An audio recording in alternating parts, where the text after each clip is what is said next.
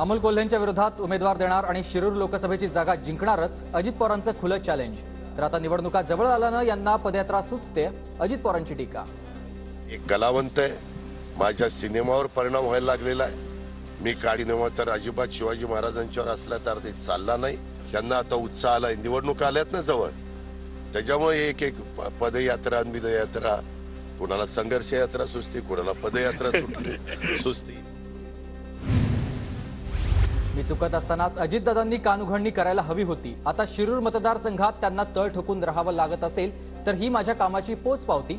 अजितदादांच्या आव्हानानंतर अमोल कोल्हेंची प्रतिक्रिया। विलास लांडे शिरूर लोकसभा लढवण्यासाठी इच्छुक। अजित पवारांनी संधी दिल्यास शिरूर लोकसभा लढणार, विलास लांडेंकडून इच्छा व्यक्त।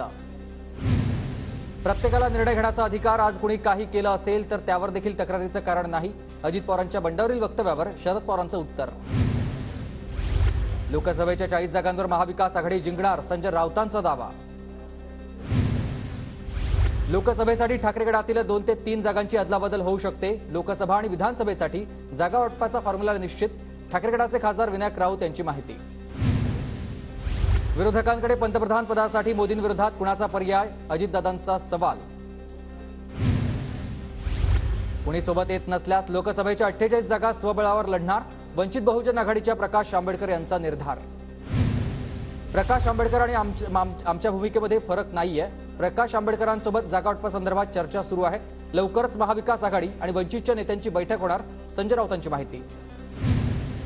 राम मंदिर भाजपची प्रॉपर्टी आहे का? राम मंदिरासाठी पहिली देणगी शिवसेनेनं 1 कोटींची दिली आहे। अयोध्येचा 7/12 श्रीरामाच्या नावावर आहे, भाजपच्या नावावर नाही, संजय राऊतांचा घणाघात।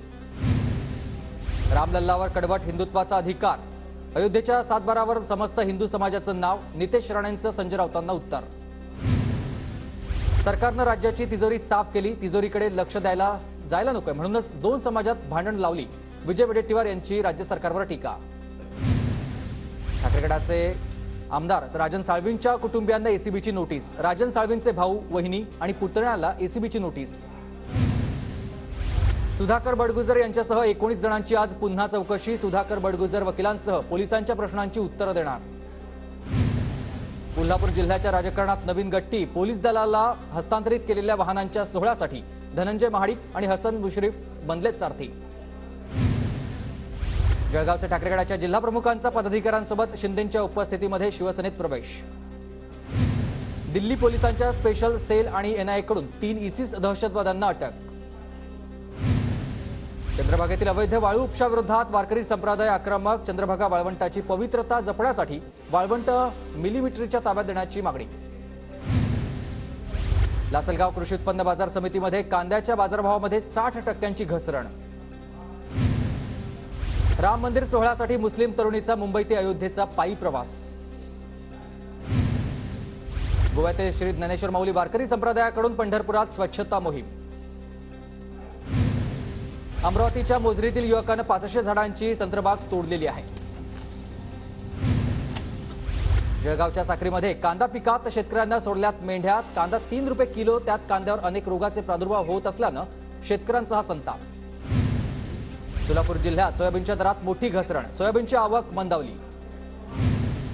वर्धा जिल्ह्याच्या कारंजा तालुक्यातील वाघोडा शिवारात दरोडा, दरोडेखोरांनी फार्म हाऊसवरील 55 पोते सोयाबीन आणि सोन्याचा ऐवज पळवलाय।